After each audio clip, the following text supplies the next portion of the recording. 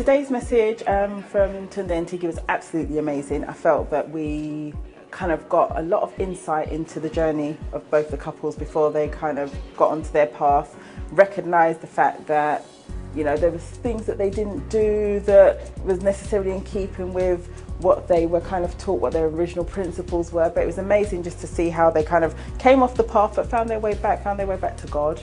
Really, really enjoyed that.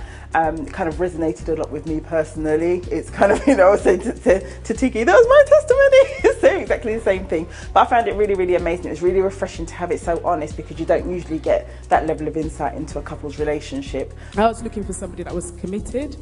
And so, as Tunde's mentioned, we're both in the stewarding team together. And I remember how impressed I was, because at the time, he lived in East London, didn't have a car, and he was always one of the first person that was here to set up and one of the last people to leave. There was rarely a time he wasn't here. And I remember, like, I think the only time I can remember was once he was off, and that was because he was at a friend's wedding in Denmark. And I was like, at a football match, actually.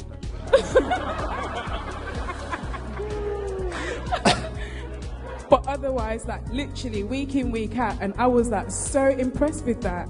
So, oh wow, okay, so if he's that committed with like the small things, so surely relationship, marriage, that's something he's going to take very seriously. One of the things that really, really resonated with me as well with them was about the fact that they both sought wise counsel as and when they felt ready and able to receive that.